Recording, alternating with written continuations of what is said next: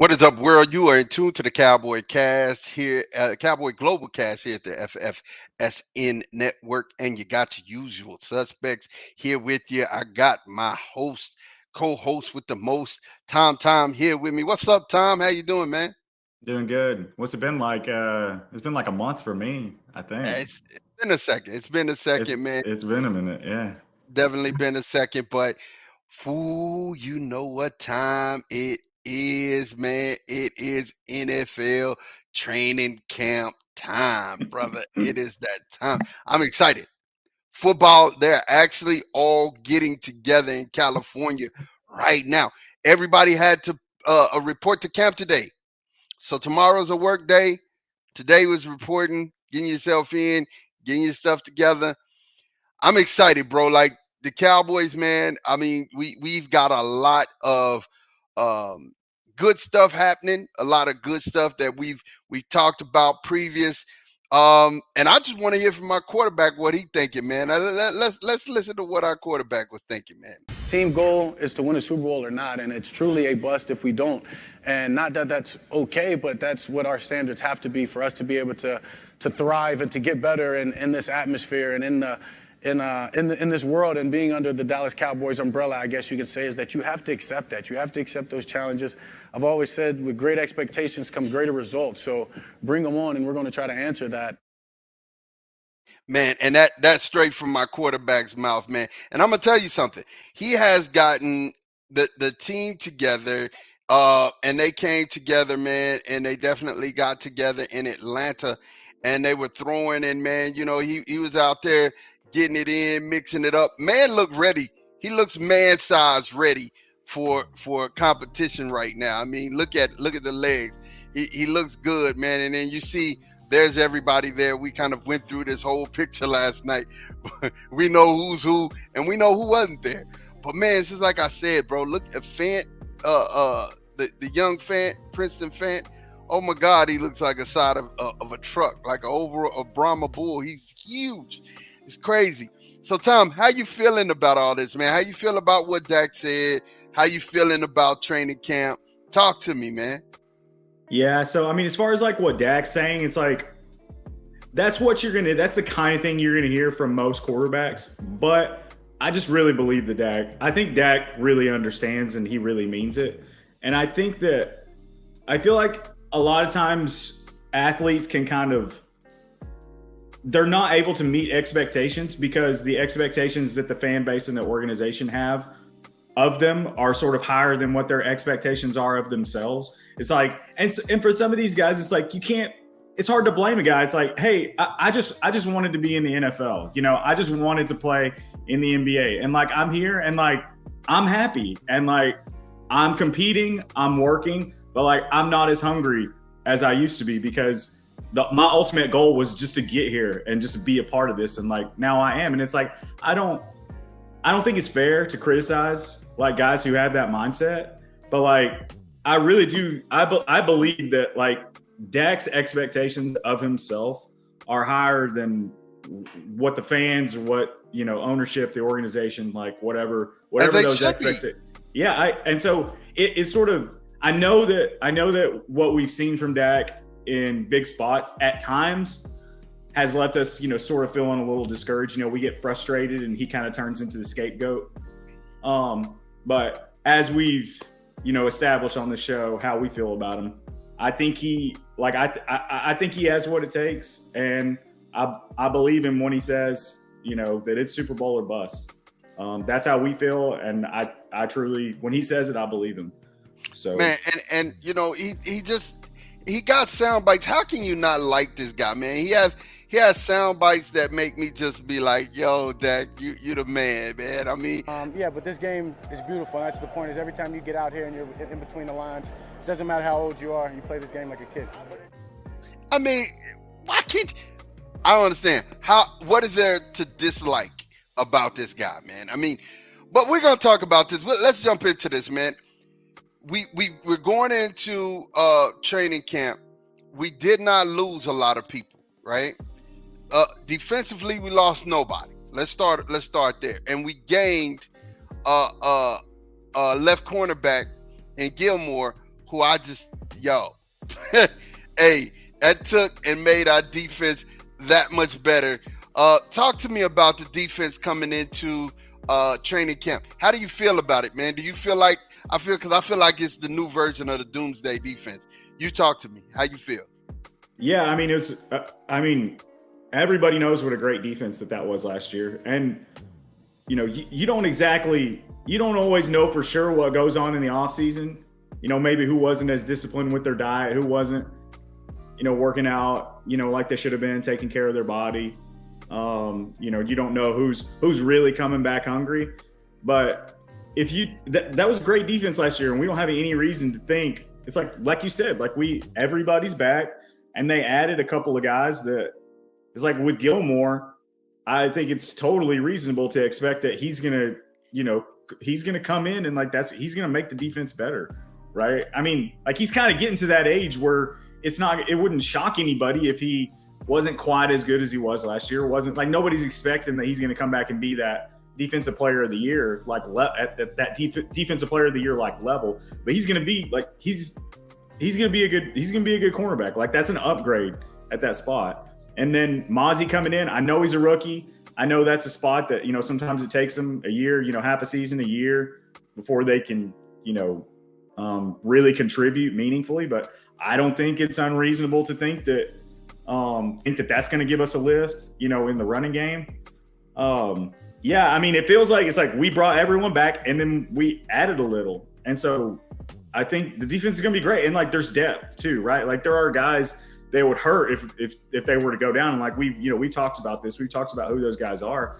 It's I don't want to see Gilmore go down. I don't want to see Diggs go down. I don't want to see, Dono or Curse go down. But and if one of those guys was to go down, that's going to hurt us. But we got next guy up, it's not a scrub, And we lose a pass rusher. That next guy up is not a scrub. You want guys that can get to the quarterback, and you want guys that can cover, right? And we're really deep in both of those spots. We're not as deep at the linebacker spot, but that's just not as important of a position group. This is a great defense. Let's talk. Good defense. Let's talk it. You got DeMarcus Lawrence on one end, right? Yeah. Behind him, you have Sam Williams. You have Valemi Fiocco, which we don't know if Valemi's going to actually play some D tackle too, right? Yeah, he probably will. And then, that's our 1, 2, and 3. Then at nose tackle, you got Mavi Smith, who we're going to talk about some. And I'm just excited, bro, to see Mavi and to see him in pads, bro. That's what I'm talking about. If this guy can take blockers and take on two of them, and that frees up people on the defensive end, and on the other side who you got over there, right? Yeah. But you got Mavi Smith, you got Jonathan Hankins, and you got Quentin Bohanna. And Isaac Gallicorn, I ain't gonna say, he was a I mean, listen, he was a fan favorite. You have your guys, don't you? You have your guys. He's a fan favorite. Brother man looked like he'd been eating weights during the summer. So I'm rooting for him to make the squad. You know what I'm saying? At the defensive tackle, you got Osa, you got Neville Gallimore, and you got Chauncey Golston, right? Yeah. Then at the other side, you got Micah Parsons, Dorrance Armstrong, Dante Fowler, and then you got Tyrus Wheat, right? And I'm just saying, bro, and don't be surprised if you see Isaiah Land up in here a little bit too, right? Isaiah Land from Florida A&M, and it's sad what happened to that but we'll talk about that too. But don't be surprised if you see him at left defensive end. Then in middle linebacker, of course, you got Wolf Hunter, your guy. You got Wolf Hunter, Jabril Cox behind him, and Devin Harper behind him, who was hurt all last year, right? But he's coming to camp ready.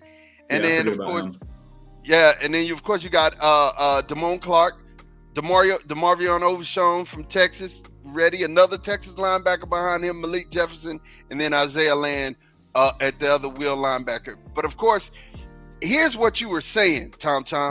This is what you were saying. This is one of the depth. Our defensive line, we're deep. But our defensive backs, I believe, is where we're the deepest, right? You got Stephen Gilmore, Nashawn Wright, C.J. Goodwin, and Miles Brooks, who was a draft pick of ours, right? Then that's at left cornerback. At strong safety, you got Dono, J. Ron Curse, Tyler Cole, and Thomas, but they don't even matter. We still have at free safety Malik Hooker, Israel McQuamu, Marquise Bell. One of my favorite. Man, I'm telling you, listen. And then at just your right cornerback, you got Trey Diggs, Kelvin Joseph, which, yeah, Eric Scott Jr., who I think is going to take his spot, and D'Angelo Mandel, right? So, and DeRon Bland is still there, and Jordan Lewis is still there. We are so deep at cornerback. I think that you can make a case. I think there are cases to be made that there's like a top 4 out there in terms of like your starting corners, your starting safeties, like your top, 4 guys. And I know a lot of times, you start with the nickel corner, but just like those top 4 guys, like I think there's cases to be made, like with the Dolphins maybe or somebody like that like there are other top 4s out there that are comparable. But like I don't think as far as like 8 deep, like I don't think you could take anybody's best 8 DBs and match them up like with ours. Like we could lose Gilmore, Diggs, Dono, and Curse, and still have like next up it's McQuamu, Hooker, DeRon Bland, Jordan Lewis. Like those guys, like those guys aren't all pro players, but like they can step up and like play that position at least average. And so it's like you got an average group like ready to replace them. And that's not exciting. Nobody wants that to happen, but it's just to say like this, we have a deep secondary. And when you're making Super Bowl runs and you're making deep runs, it's not just your starters, bro. Because at some point your starters won't be able to contribute. You need those guys behind them to be able to go. And like you said, we have average and above average guys back there, right? You say Marquise Bell's an average guy, right? You say he's an average guy, but Dono's an above average safety. You know what I'm saying? And the starter at that position is J. Ron Curse, right? So like when I say we got above average talent there, we're good. So position battles on the defense, man. Talk to me. Who do you think is going to be an interesting position battle when we start talking about our defense? Yeah, first one that comes to mind for me is the Mozzie Hankins, and like I think it's possible that on first down, like that they're starting alongside each other. I think that's possible. But if you think about the line as being 2 ends, and then you have like a guy who's playing 3 technique, and then a guy who's playing a 1 or 2 technique, it's like we kind of call that guy a nose tackle, but nose tackle I think of as like a 0, like they're lining right up over the center, and like. I don't really think Mozzie or Hankins really going to do that much. It's going to be more like they're going to be lining up, either over the center's, shoulder or over the guard's shoulder, in that A gap. But if Mozzie wins a starting job, that's a really good sign. Because we know we don't have anything special at the tackle position, but like we have guys that can play it serviceably.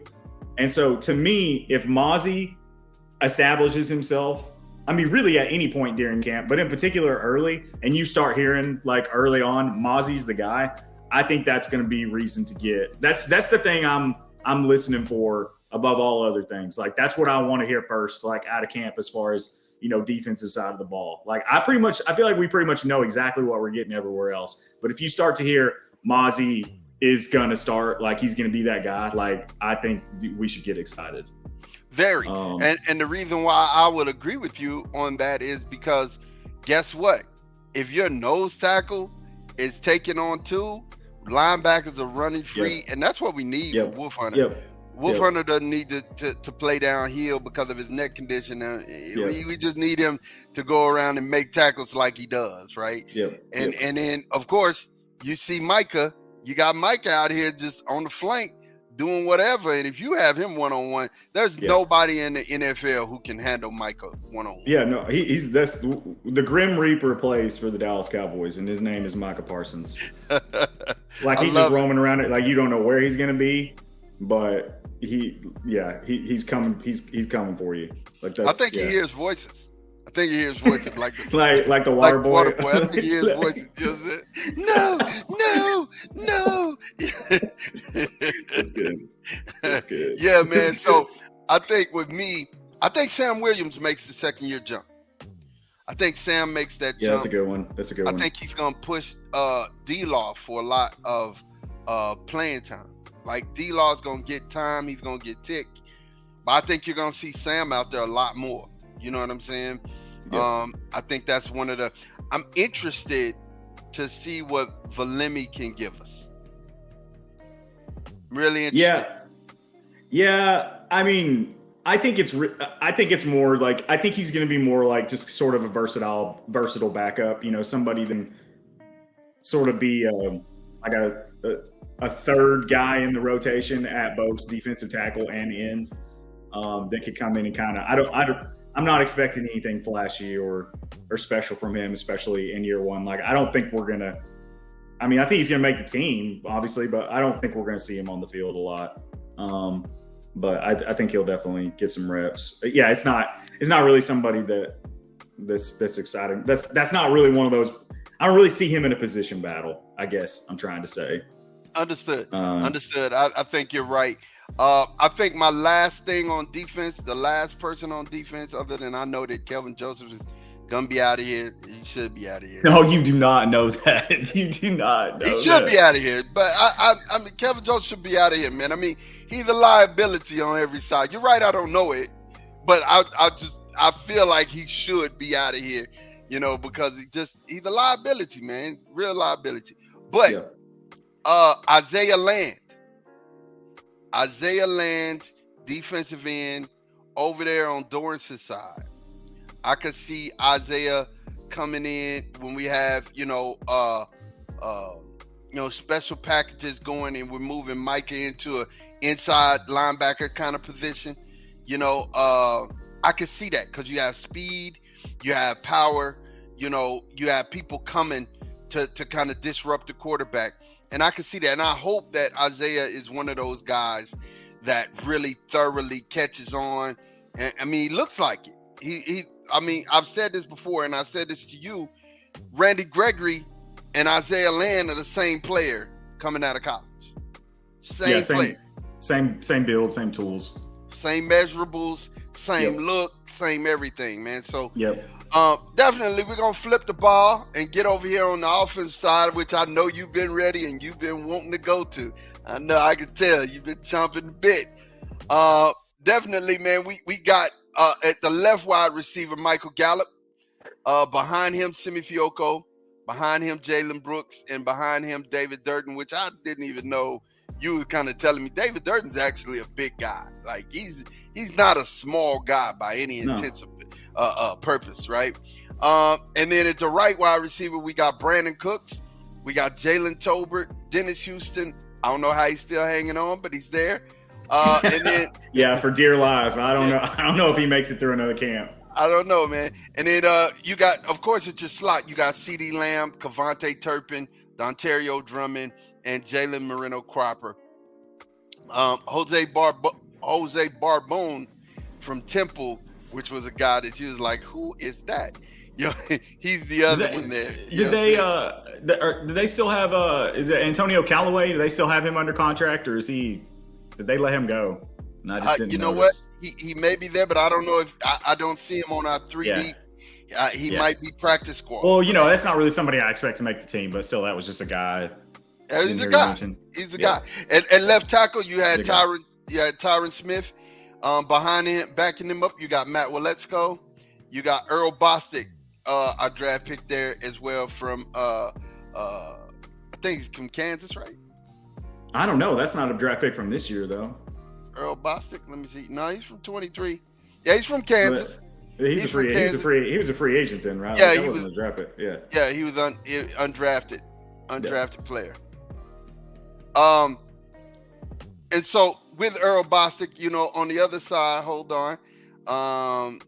The reason why I think, I'm excited about him is because I actually saw him. I watched him play.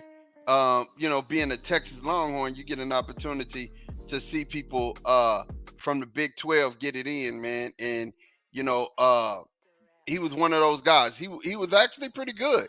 I mean, he was actually pretty good against Texas, and I seen him do some things that I thought was unexpected. You know what I'm saying? Which is cool. At center, you have Tyler Biadasz. You have Brock Hoffman and Alex Lindstrom. You know, we're not even going to talk about that. But we have Zack Martin here at right guard, which we're going to talk about here in a second. I'll let you get some Zack Martin money time in. Matt Farnock and TJ Bass, right? And then at right tackle, you know what? I missed left guard. Left guard, you got Tyler Smith, Asim Richards, and Chuma Edoga, who we brought over in the offseason. Yeah. But at right tackle, you got Terrence Steele, Josh Ball, and you have Alex Taylor. And then, of course, at tight end, you got Jake Ferguson, Luke Shoemaker, Peyton Hendershot, Sean McKeon, Princeton Fatt, and Seth Green, right? And then, of course, quarterback Dak Prescott, Cooper Rush, Will Grier, running back Tony Pollard, running back 1, running back 2, Malik Davis, running back 3, Deuce Vaughn, running back 4, Ronald Jones, running back 5, Rico Dowdell. And then at fullback, we have Hunter Lipke. So let's talk, man. Let's talk position battles or positions of interest that you're looking at right now. Yeah, I mean, there's going to be, there's going to be battles everywhere. But I guess I'm not as interested in the battles on the offensive line because I feel like we just kind of know who those, like we know who the starters are going to be. And just because it's not a position where you're going to see another guy unless somebody else gets hurt, which like that's going to happen. Like somebody else is going to get snaps. I don't know. It's just, it's obviously really important that you have you have a swing tackle, you have, a backup guard, somebody that can come in if somebody gets injured. I know that that's important. It's just not, it doesn't excite me as much as it's not as sexy as like who the running back's going to be, who's going to be the number 4 receiver, like those type things. So I think, we talked about it before, but it's just who's going to be number 4 receiver, like assuming that, CD and Cooks and Gallup, come out of camp healthy. Like who's going to be that 4th guy? Is it going to be, is it Tolbert? Is it Simi? Or is it, some guy that we're, not necessarily expecting that's going to make that kind of leap, that ends up doing it in camp. I feel like, and, we've talked about this before, but I think Simi's ceiling is higher, right? I mean, he's tall, he's fast, he's big and fast. I mean, it sounds like kind of a boring, evaluation of a player. It's just like there's not a lot of guys like that, right? That have that size and that speed. Yeah. So that's the guy that I would like to see win that battle, just because I feel like that's a guy who, his ceiling is like he could be a really good like 2 or 3, number 2 or number 3 wide receiver. Like he's a number 1. I guess it's possible. It's just like you look at the tools and it's kind of, he's got decent hands. He's big. He's fast. Like why not? It's just. What if he had like a Miles Austin type year? Like that's a really good example of a guy just kind of seemingly coming out of nowhere, like that. What was it? Was that the Kansas City game that he had that breakout? Was it like 200 something yards? I feel like it was like a Kansas City like OT game. Yeah. Yeah, it was crazy. It was like he and Tony kind of had that connection. Yeah, who are you and where did you come from? Yeah, I think that was a unique example too, and I might not be remembering this exactly right, but I think it was like, Tony obviously like, he came in and he was on the bench for 2 or 3 years, and so like he kind of makes these connections with these other guys that aren't getting a lot of run, right? And like I think Miles Austin was kind of one of those guys, so he kind of already had that type of connection with him. But anyway, yeah, I would like to see Simi win that battle. And then like the running back, like is Lipke gonna make the team? If so, that makes things interesting because like they're not gonna carry 5 they're not gonna carry 5 backs, and so if they're carrying Lipke, like it's like you pencil in Tony. If Lipke makes it, like who are those other 2 guys? Like it's hard for me to see Deuce not making the team. So then it's and like we've beat this into the ground, but it's like, is it Rojo? Is it Rico? Is it Malik? I feel like those are the three guys that one or two of them aren't making the team. And I don't know, I don't know which ones it is. One of the things I like, I know we're not talking about the defense anymore, but like one of the things that it kind of made me think of when you were talking about Isaiah Land is like, I don't expect Isaiah Land to make the team, but like the reason why it's really important to me that you have guys like that in camp is like, you don't, and I know this is like, I'm pointing out the obvious, but like, we don't want those guys, those second, third string guys getting complacent. Like, it's like Neville Gallimore, like he needs to get better, right? And it's a lot harder to get better if you just come into camp knowing, I'm going to make this team. It's like Neville Gallimore might not make the team. And I know that he's not in a position battle with Isaiah Land. I'm not trying to make that point, but it's like we go out and get, undrafted free agents, don't necessarily measure the success of our getting those, undrafted free agents, based on whether or not they make the team. It's like, it's a success if they come in and push guys and make guys uncomfortable. That's good. That's good. That's good. And we're bringing guys in. They're going to make, like, Lipke is like, I guarantee you that Hooker and Dowdle and Rojo, like, they're not comfortable.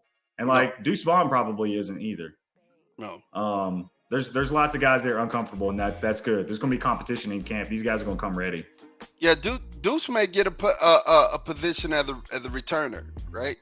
That might be how we're able to keep him around as a returner, right? Him and Cavante Tucker, you need to, right? And then I think I've always said this. I think as an H, you might keep Hunter as the tight end, right? You got 3. You say we might not keep 5, but I think we might keep 5. You know what I'm saying? I think we might. Cause that'd be the only way that I could see us keeping Hunter, keeping Malik, keeping Ronald, keeping Deuce, and keeping Tony.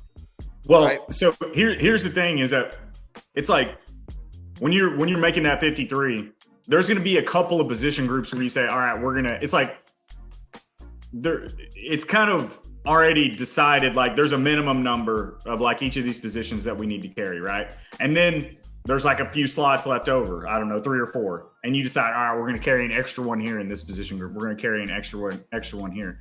And the thing about it is that if you have a decent pass rusher or a decent DB, like that is just not going to be one of the guys that you cut. Like, so there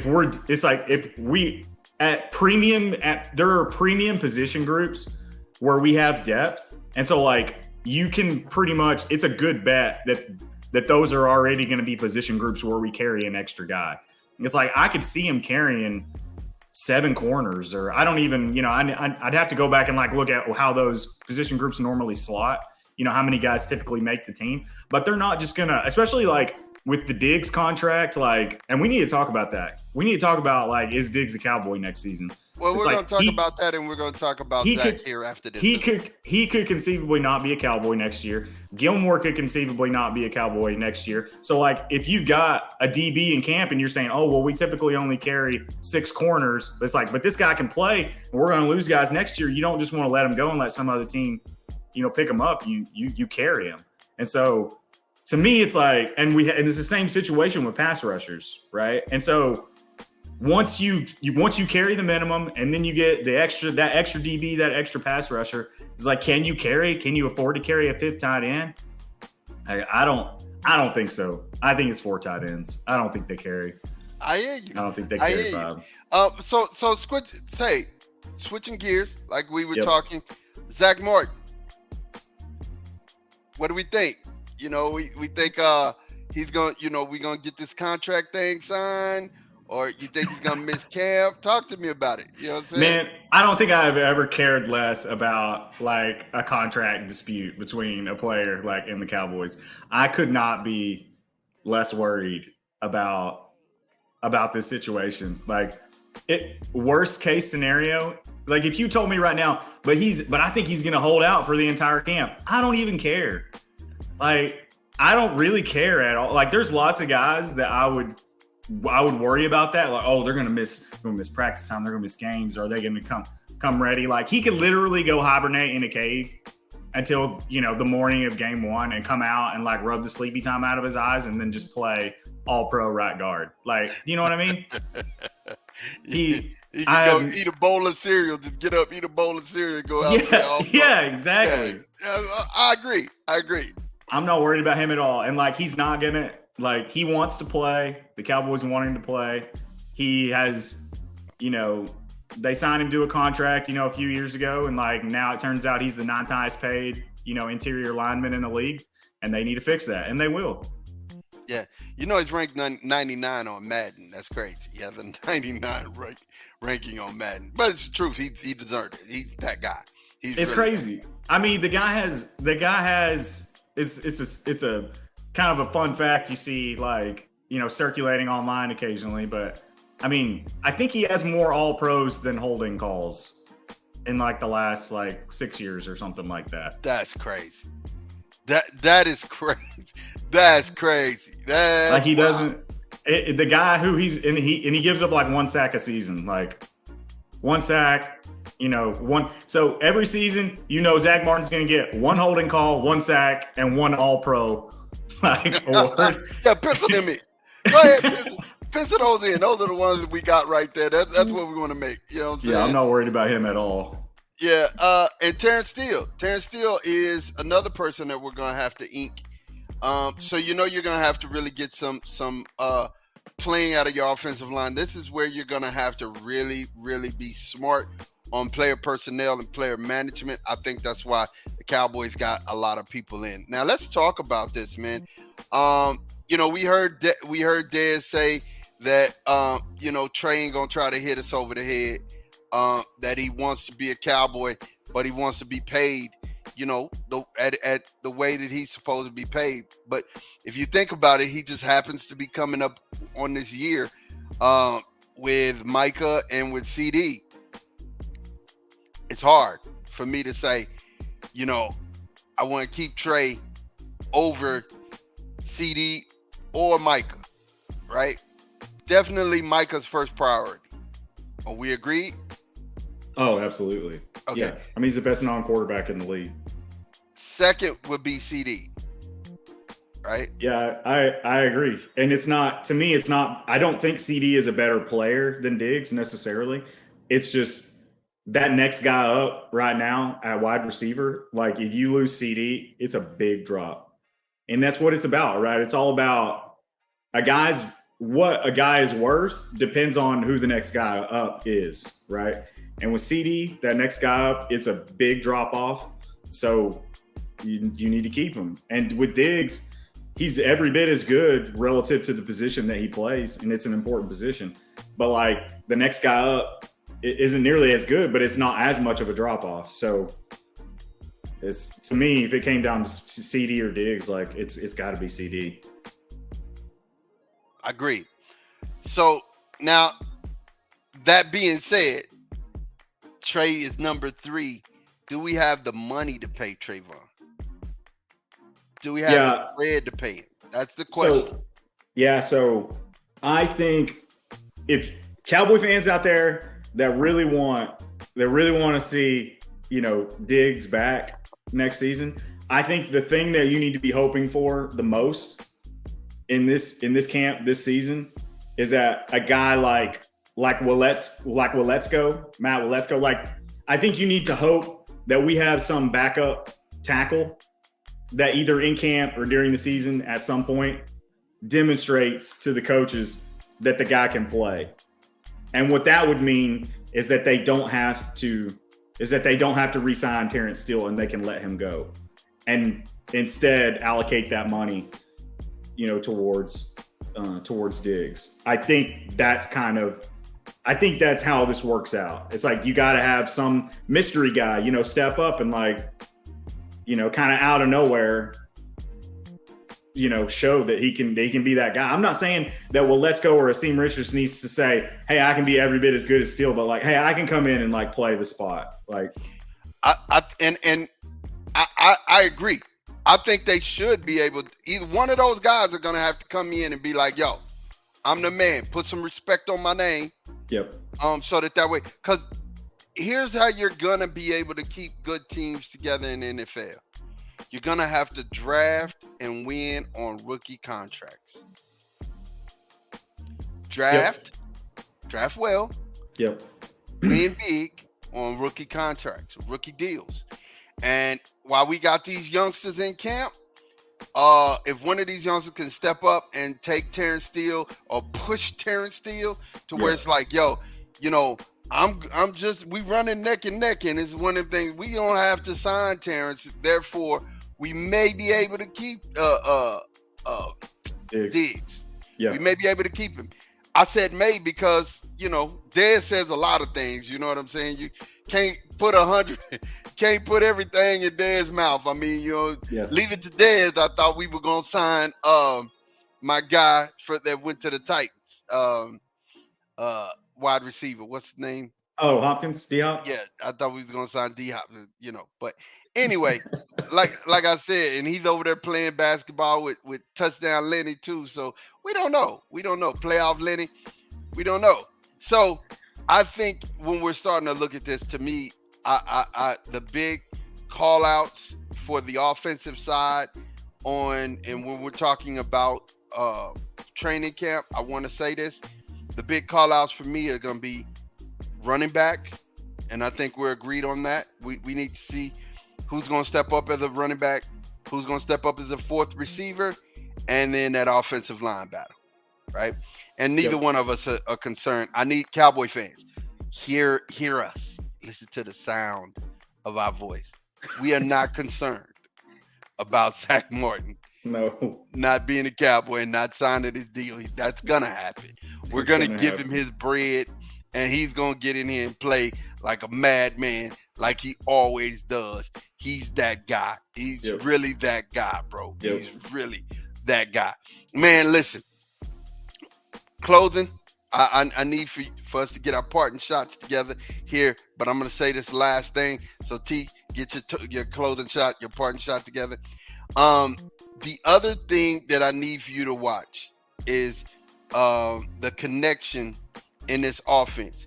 If the offense connects in training camp, which I believe it will because we're doing a lot of the same things, we're just calling them different stuff, and we're taking all those wide receiver options away. So just like Dak said, they're going to know where they're supposed to be and when they're supposed to be there, right? That's important. So I believe without a shadow of a doubt, you're going to see if that offense clicks early, that's important. Why do I say it's important? I'm just going to put some things in perspective. Dak Prescott, when he came back, we were only averaging 24 points before he came back. When he came back, that went to 32. It wasn't that the offense was just that much more prolific. It's just that he was able to kind of start hitting the passes that need to be hit for us to score. And the defense, he gave the defense a jolt because they were giving us short fields with takeaways and turnovers.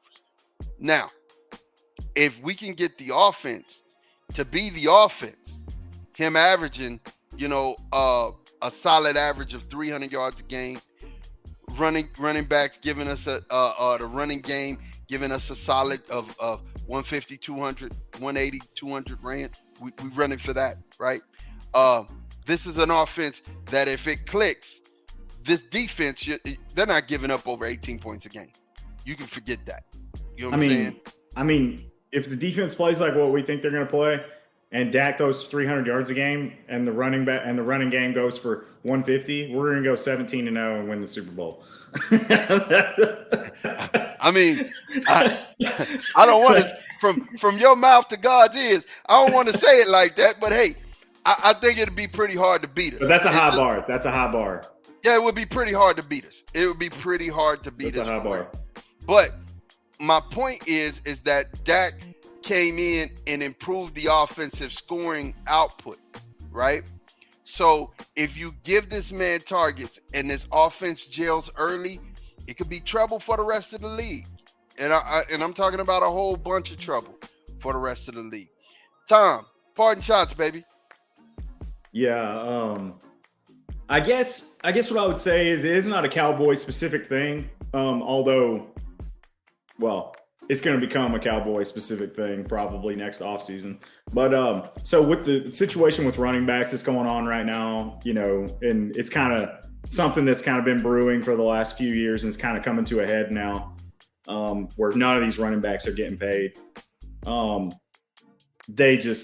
NFL, like they have to do something, and I think that something is, they gotta give these running backs opt outs in their rookie deals. They need to be able to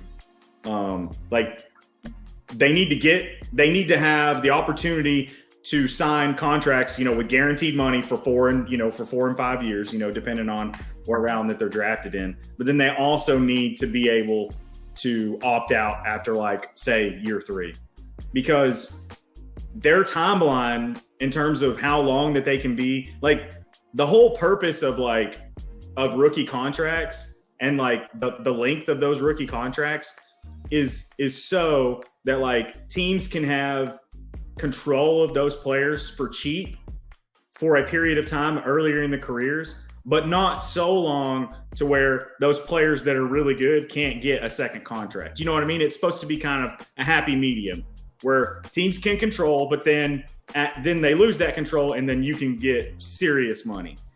And those 4 and 5 year rookie deals work really well for every position except the running back. And so there needs to be a running back exception, because it's a valuable position, but they run out of gas after 5 or 6 years. And so right now, the template, the smart thing for teams to do is draft a running back. Once that rookie deal is done, if they're really good, tag them, and then let them play on that tag 1 year, and then draft another one and do it all over again, and not give them that second big deal. And I can't hate on the owners for doing that, because that's just good business, right? We're seeing these guys, it's like with Zeke, Zeke, he might not even be in the league next year. I think he will. I think he'll catch on somewhere, but he might not even be an NFL back anymore. But he got his second deal, right? But teams aren't giving guys that second deal anymore for exactly that reason, because they play maybe 1 year on it and it's a garbage contract. So I think the solution is give the running backs the option to opt out of that rookie contract after year 3, and go in, enter the market and say, hey, to become a free agent if they want after year 3. I think that's the solution. Edgerrin James was talking about how his contract was incentive laden, and he hit all of his incentives. His Richie, and that's a big bet on yourself, to forego that guaranteed money and say, hey, I'll take an incentive laden contract. You're betting on yourself. That takes some, that takes guts to do that. How much integrity do we think the owners would operate with if we started letting running backs do that? Well, hey, incentive laden, you guys, we'll give you a heavy if you do this and you do this and you do that. You know what I'm saying? How much would that help the situation? And then how much integrity do you think the owners would operate with? Would they be trying to hold them back from getting those things? Well, I don't think that it would really be that bad. Just because you want to keep the player happy, right? And so the whole, purpose of agreeing upon those incentives is a player is saying, hey, if I do this and you pay me that, I think that's fair. And an owner is saying, hey, if you do this, I think it's worth this much money, right? And so you don't really, you see incentive laden deals in football, in the NBA, occasionally, I think sometimes in baseball. And there's not really a problem with, owners trying to, get out of paying players, at least really good players, guys who are actually, earning that money. Those are good players. They want to keep them happy, and acting conducting business in that way. That's not a good way to keep your stars happy. I think it's not really going to come down to integrity. It's just going to come down to when the players' union representatives get in a room with the owners, and they have their list of 10. The players have their list of 10 things that they want, and the owners have a list of 10 things that they want, and they negotiate, right? And so if in the next collective bargaining agreement, if that's not something that happens, then it's probably going to be because the players union didn't want it bad enough. Because you can get it's like with the marijuana stuff, like with the league, like forever, for the longest time, like they would test for it. And it's not that the owners don't actually care about whether or not the players in the offseason are smoking weed. Like the owners don't actually care about that. It's just they know it's something that the players really want. And so they're not just going to give you something for free. It's like, we do this for you. Now you have to make this concession, right? Like that's how negotiations happen, right? And so it'll happen for running backs if that priority of, getting fair deals for them where they have those options, like it'll happen if it's high enough on the players union lists of demands. But if it's like, this is our 10th, the 10th thing that we want the most, it's not going to happen. Yeah, and I see that too. I see that too. My parting shot, man, is a little different. You guys may or may not know that I do music, and super excited. Release the project. Want everybody to check it out, and I'll put that, as we're leaving and going off, I'll kind of let you see some things. But this was one of the things that I wanted to share with everybody. We were number nine on the Christian charts, and I was super happy about that, man. Super happy about it. Told Tom, and I'm sure he was over there laughing and happy with me as well. Yeah. Is one of those things that we were really excited about. My real parting shot, or my second parting shot, would be, man, I mean, if you're looking forward to Cowboy football and you're really looking forward to us doing some great things, make sure you like and subscribe. Hit the like button right now. Subscribe. Tell a friend about it. Make sure you let them know that Cowboys Global Cast is here on the FFSN network. And me and Tom, we're always going to be here, and we're going to talk plenty of football. I mean, y'all are going to get tired of us during training camp, because we're really going to be coming in here talking. And I'm super excited about camp happening and all of the things that are going on in camp. But for myself and for Tom, and man, definitely for the Cowboys Global Cast here at the FFSN network, make sure that you keep it locked. We out of here. I'm going to talk to you. Peace.